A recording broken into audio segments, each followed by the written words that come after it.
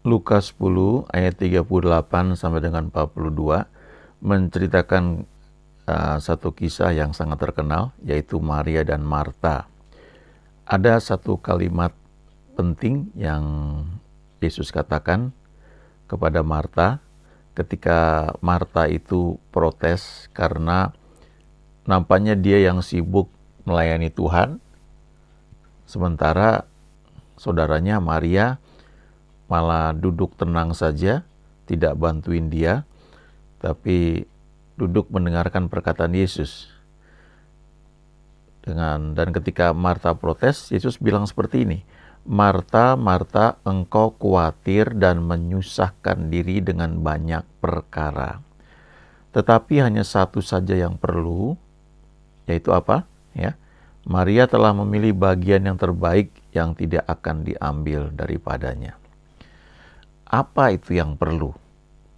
Yang perlu di sini ya yang dilakukan oleh Maria, karena kalau kita baca di ayat-ayat sebelumnya, sementara Marta sibuk melayani, Maria itu duduk dekat kaki Yesus dan terus mendengarkan perkataannya. Jadi sikap Maria ini yang tidak hanya duduk menemani Yesus, tapi terus memperhatikan perkataan Yesus, itu yang penting, ya. Kalau kita baca di Yohanes 10, Yesus berkata, domba-dombaku mendengarkan suaraku. Ya, jadi listening, memperhatikan atau menyimak. Nah, itu yang Maria lakukan, ya. Dan sementara Marta itu sibuk melayani. Yang dilakukan itu baik, tetapi kesibukan dia itu membuat dia itu capek, ya, kehilangan energi, dan akhirnya ya protes, ya, marah. Dalam kehidupan kita, ketika kita menghadapi situasi apapun termasuk pelayanan, ya, dan kita merasa letih, capek, lalu emosi kita sudah mulai terganggu, nah itu salah satu tanda bahwa kita ini perlu teduh, ya, di hadapan Tuhan. Kita perlu mencari Tuhan, ya, mencari tuntunannya. Ya, dia ada bersama kita, tapi masalahnya apakah kita menyediakan waktu untuk teduh, membiarkan dia bicara kepada kita dan menuntun kita, ya. Karena kalau enggak, apa yang kita lakukan, walaupun itu alkitabiah, ya, kita lakukan dengan setia, dengan konsisten, bahkan ketekunan, tapi kalau enggak dalam tuntunan Tuhan, ya jadi useless, ya, jadi sia-sia. Kan dikatakan giatlah selalu dalam pekerjaan Tuhan, ya, 1 Korintus 15 ayat 58. Lalu dikatakan, sebab kamu tahu dalam persekutuan dengan Tuhan jerih payahmu tidak sia-sia. Jadi jerih payah, ketekunan dalam pelayanan, dalam apapun yang baik itu harus disertai dengan dalam persekutuan dengan Tuhan. Ya, artinya kita lakukan dalam tuntunan dia, energinya itu dari dia. Nah, Marta ini sudah sibuk, ya, dengan aktivitas membuat dia jadi khawatir. Dalam hidup kita juga begitu, ya, dalam pelayanan juga begitu.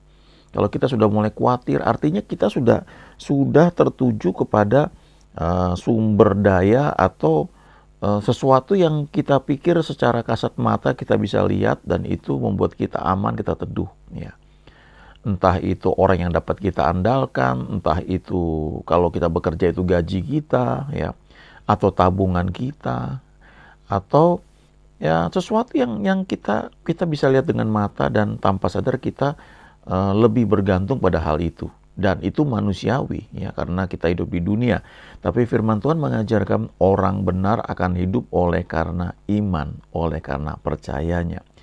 Iman itu sesuatu yang muncul karena Tuhan bicara dan tidak tergantung pada panca indera kita, ya. Kalau iman itu karena kita melihat, ya itu bukan iman lagi, ya. Iman itu mendasarkannya pada sesuatu yang tidak dapat dijangkau oleh panca indera kita, ya, oleh indera kita secara fisik. Di Perjanjian Lama ada satu perkataan yang Tuhan sampaikan kepada Abraham ketika dia menjumpainya pada saat Abraham sudah berusia 99 tahun. Dan dia berkata, "Akulah El Shaddai. Akulah Tuhan yang Maha Kuasa. Akulah the Almighty God." Ya, akulah Tuhan yang lebih dari cukup. Dan ketika Tuhan menampakkan diri kepada Abraham dan dia perkenalkan dirinya sebagai El Shaddai, dia berkata begini, "Akulah Tuhan yang Maha Kuasa, akulah El Shaddai. Hiduplah di hadapanku dengan tidak bercela." Jadi rupanya sebelumnya ya Tuhan Abraham ini sadar atau nggak sadar dia hidup di hadapan Tuhan itu bercela. Ya, kenapa? Karena dia berusaha untuk menggenapi apa yang Tuhan janjikan dengan cara manusia, ya, yaitu dia kawin dengan Hagar seperti saran dari istrinya, ya. Dan ketika memang akhirnya dia punya anak, diberi nama Ismail. Waktu Ismail lahir, setelah itu nggak ada firman sama sekali dari Tuhan kepada Abraham selama 13 tahun. Dan waktu Tuhan menampakkan diri lagi kepada Abraham, firman pertama yang dia katakan adalah, "Akulah El Shaddai, hiduplah di hadapanku dengan tidak bercela." Jadi dalam kehidupan kita itu sangat mungkin terjadi, ya, kita hidup benar dalam pandangan manusia, dalam pandangan kita lakukan sesuatu yang baik, legal, ya, seperti Abraham itu, ya, dia nggak salah, dia kawin dengan Hagar itu karena istrinya yang kasih saran, istrinya menyetujui. Tapi ternyata itu di hadapan Tuhan itu celah. Waktu Tuhan menampakkan diri kepada Abraham, "Aku adalah El Shaddai." Kata El itu, ya, itu artinya itu dari kata Allah, ya, atau Tuhan, Tuhan yang Maha Kuasa, Almighty God. Sementara Shaddai itu diturunkan dari bahasa Ibrani, Shad, ya, yang artinya itu dada atau buah dada, ya. Shaddai itu artinya berlimpah, ya, lebih dari cukup, semua bisa dicukupi, up to date, ya. Jadi ini menggambarkan buah dada yang berisi susu, ya, memberikan nutrisi, ya, makanan yang dibutuhkan, minuman yang dibutuhkan, ya, bagi seorang bayi yang masih kecil, yang belum punya gigi, ya. Nah, dari mana dia dapat makanan, dapat minuman, dapat energi? Dari air susu ibunya, ya. Ibunya yang menyusui. Dan saya pernah dengar khotbah seorang dokter, dia berkata bahwa komposisi dari air susu ibu itu berubah sesuai dengan usia bayinya. Ya, jadi ketika bayinya baru lahir, komposisinya sekian, lalu ketika bayinya bertumbuh, ya, saya pernah dengar katanya, apalagi orang zaman dulu itu sampai usia 2 tahun masih menyusui, ya. Anaknya itu masih disusui masih menerima ASI, ya. Jadi seingat saya pernah lihat dulu, ya, ada anak yang sudah bisa jalan, kemudian ketika dia mau dia disusui, ya, sama ibunya. Tapi zaman modern itu telah merubah banyak hal. Jadi kadang-kadang cuma berapa bulan, ya, atau 2 bulan, atau mungkin 2 minggu, ya, atau 2 hari, ya, seorang ibu menyusui anaknya, lalu diganti dengan berbagai macam susu yang dibuat dan teknologi lah dari sapi dan sebagainya. Tetapi sebenarnya kalau kembali kepada firman Tuhan, ya, air susu ibu itu lebih dari cukup dan sesuai dengan usia bayi. Nah, apa artinya? Artinya Tuhan itu ketika dia perkenalkan diri dia kepada kita sebagai El Shaddai, dia itu Tuhan yang selalu up to date dalam segala keadaan. Dalam usia apapun, dalam segala situasi, kita menghadapi apapun, Tuhan itu lebih dari cukup. Dan selalu up to date. Dia tidak pernah ketinggalan zaman. Kita nggak bisa bilang, oh zaman dulu seperti itu, sekarang nggak lagi. Tidak, ya, tidak seperti itu. Dia itu Tuhan yang tidak berubah dahulu, sekarang, dan selama-lamanya, dan selalu bisa. Lebih dari cukup buat kita, ya, buat kita yang percaya kepada Dia. Tentunya kita perlu hidup bergaul dengan Tuhan. Di Alkitab itu ada contoh, misalnya Nuh. Nuh itu di Kejadian 6 ayat 9 dikatakan, inilah riwayat Nuh. Nuh adalah seorang yang benar dan tidak bercela di antara orang-orang sezamannya. Dan Nuh itu hidup bergaul dengan Allah. Lalu dikatakan Nuh memperanakan 3 orang anak laki-laki ya, Sem, Ham, dan Yafet. Kisah Nuh ini sebenarnya mirip dengan kisah Henokh. Henokh juga ya, orang yang hidup bergaul dengan Allah ya, dengan Tuhan selama 300 tahun. Cuma bedanya kalau Henokh itu dalam 300 tahun dia bergaul dengan Tuhan, dia memperanakan anak laki-laki dan anak-anak perempuan, tidak disebutkan berapa jumlahnya, tapi selama 300 tahun itu dia tetap bisa bergaul dengan Tuhan, dan dia juga hidup normal, dia bergaul intim dengan istrinya sehingga dia punya anak laki-laki, anak-anak perempuan. Ya, dan dia bergaul dengan Tuhan begitu rupa sampai akhirnya pada titik tertentu diputuskan oleh Tuhan bahwa dia nggak perlu mengalami kematian, ya, dan dia diangkat hidup-hidup. Sementara Nuh tidak seperti itu. Nuh ini hidup bergaul dengan Tuhan dan Tuhan bicara detail, ya, lebih detail yang dicatat di Alkitab ya. Kalau yang Henokh itu kan kita nggak baca, nggak banyak catatannya. Tapi kalau Nuh, Tuhan bicara detail. Ketika Tuhan perintahkan membangun bahtera, ukurannya seperti apa, kemudian bahannya seperti apa, dan dia lakukan dengan setia. Tapi kalau kita baca di Perjanjian Baru dikatakan Nuh ini adalah penginjil ya, pengkhotbah, pemberita kebenaran. Jadi dia tuh selama dia membangun bahtera yang Tuhan perintahkan, dia khotbah keliling dan dia bawa kakeknya yang namanya Metusala. Dan dia bilang, ini lihat nanti kalau kakek gua meninggal ya, air bah itu akan datang. Ayo bertobat ya. Jadi sementara dia keliling kemana-mana, dia pelayanan, mungkin pelayanannya banyak sekali ya, padat sekali. Tapi pada akhirnya yang masuk bahtera cuma 8 orang, termasuk dia. Cuma Nuh dengan istrinya, 3 orang anaknya, dan 3 orang mantunya. Sebenarnya lebih mendingan ya daripada Lot ya. Karena Lot kan cuma bawa istri sama 2 anak perempuan, 2 mantunya, 2 calon mantunya nggak percaya sama dia. Ya, juga 4 orang calon besannya juga nggak percaya sama dia. Akhirnya cuma 4 orang yang keluar dari Sodom. Bahkan istrinya menengok ke belakang dan jadi tiang garam. Jadi akhirnya cuma bertiga. Nah, Nuh lumayan 8 orang ini. Ya, mantunya masih ikut dia walaupun besannya nggak ikut dia. Coba bayangkan dia khotbah entah berapa lama. Ada yang bilang 100 tahun mungkin waktu dia bangun bahteranya.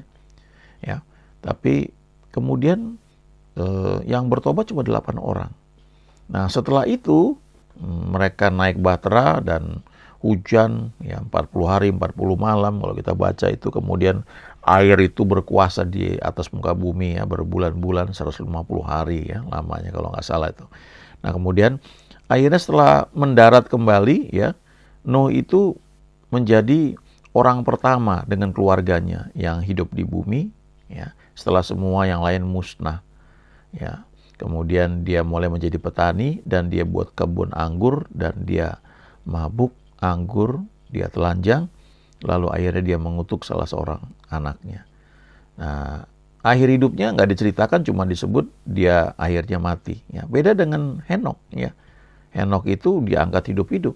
Jadi 2 orang ini sama-sama bergaul dengan Tuhan, diawali dengan begitu intim dengan Tuhan, dan Tuhan bicara, Tuhan memerintahkan banyak hal dan dia lakukan, mereka lakukan.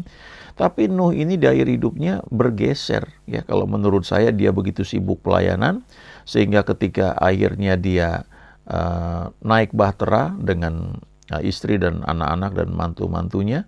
Tapi ketika di dalam bahtera yang biasanya dia mungkin khotbah setiap hari kepada banyak orang, walaupun orang-orang itu nggak ada yang bertobat, tapi di bahtera dia cuma ketemu 7 jemaat ya, termasuk dia jadi 8 ya, nggak ada lagi yang lain.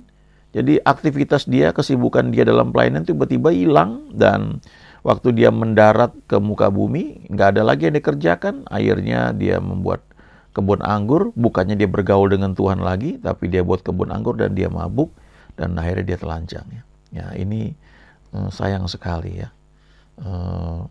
Aktivitas itu, kesibukan walaupun itu baik termasuk pelayanan, itu bisa membuat fokus kita bergeser. Yang tadinya sepenuh hati kepada Tuhan, kita mulai bergantung pada mata kita ya, pada kegiatan pelayanan, pada target yang ingin kita capai, pada apa yang kita banggakan dengan mungkin sesuatu yang wah mungkin dipuji orang ya. Tapi tanpa sadar kita persekutuan dengan Tuhan itu sudah berkurang ya. Nah, di Alkitab ada contoh lain ya, Yakub ya. Ini sangat menarik ketika pada usia lanjut dia memberkati anak-anaknya, cucu-cucunya, dan dia walaupun matanya udah nggak bisa lihat, tapi mata rohaninya tajam. Dan yang menarik, kitab Ibrani di pasal 11 ayat 21 mencatat hal yang bagus ya. Karena iman, maka Yakub ketika hampir waktunya akan mati, memberkati kedua anak Yusuf, lalu menyembah sambil bersandar pada kepala tongkatnya. Saya dengar dan berbagai ulasan ya mengenai tongkat gembala yang digunakan pada zaman dulu ya, dikatakan bahwa tongkat itu seperti buku harian. Jadi setiap seorang itu punya pengalaman bersama Tuhan, maka dia akan ukirkan suatu tanda pada tongkatnya itu untuk mengingatkan satu momen dia bersama Tuhan seperti apa ya. Dan semakin banyak pengalaman bersama Tuhan, itu semakin banyak goretan tongkatnya itu. Sehingga ketika dia sudah semakin lanjut usianya, ya mungkin seperti Yakub ini, itu tongkatnya sudah penuh dengan goretan-goretan yang menunjukkan bagaimana pengalaman dia bersama Tuhan. Dulu ketika saya punya Alkitab yang pertama ya, saya catat di halaman paling depan tuh ya, setelah buka sampulnya, saya catat kapan saya terima Tuhan Yesus, kemudian saya catat kapan saya penuh Roh Kudus, kapan saya dibaptis, kapan saya hal-hal tanggal-tanggal yang menurut saya penting ya. Jadi kalau saya buka Alkitab itu saya suka mengingat tanggal-tanggal ini. Oh, waktu itu saya mengalami lawatan Tuhan, saya berbahasa roh pertama kali kapan ya. Itu saya catat. Nah, pada masa dulu itu di tongkat ya. Jadi ketika Yakub ini memberkati kedua anak Yusuf, dia dikatakan dia menyembah Tuhan sambil bersandar pada kepala tongkatnya. Jadi penyembahan dia itu didasarkan pada pengakuan dia bahwa Tuhan itu Tuhan yang ajaib. Dia punya pengalaman yang luar biasa bersama Tuhan. Dia ingat tahun-tahun ya, puluhan tahun ya, lebih dari 100 tahun dia kenal Tuhan. Dan tongkat itu menunjukkan pengalaman dia bersama Tuhan. Dan itu menjadi dasar untuk dia menyembah Tuhan. Dan dia berkata, Engkau Tuhan luar biasa, Engkau dahsyat. Dan dia berkati cucu-cucunya ya dengan hati yang menyembah Tuhan ya, dengan pengalaman dia bersama Tuhan. Nah, Yakub ini meninggal dengan luar biasa karena dia habis memberkati anak-anaknya ya, dia memberkati cucu-cucunya ini, kemudian dia menarik kakinya, kemudian dia meninggal ya, luar biasa sekali ya. Nah, ini satu contoh ya, orang yang ya, memang dia tidak mengalami rapture seperti Henok ya. Hidupnya juga banyak hal dia alami, luar biasa jatuh bangun ya. Tapi dia finishing well ya. Dan dia tetap menyembah Tuhan di akhir hidupnya. Memang salah satu contoh yang ideal yang saya lihat itu memang Henok ya. Ini orang yang luar biasa. Dia menemukan grace ya. Alkitab itu berkata, Enoch found grace in the eyes of God. Ya, Henok itu menemukan kasih karunia ya di mata Tuhan. Ya, jadi dia bergaul dengan Tuhan begitu rupa, kerinduannya begitu kuat sehingga akhirnya dia mengerti bagaimana hidup dalam anugerah dan dia bisa hidup tidak bercela karena pergaulannya dengan Tuhan. Dan akhirnya dia diangkat hidup-hidup tidak mengalami kematian. Ya. Ada banyak kesibukan termasuk pelayanan yang kalau nggak hati-hati menyita perhatian kita, membuat kita bisa bergeser tidak lagi kepada Tuhan, tetapi kepada sesuatu yang sifatnya fisiknya. Kita perlu kembali ya kepada Tuhan seperti yang Maria lakukan, terus mendengarkan perkataan Yesus. Ya, amin.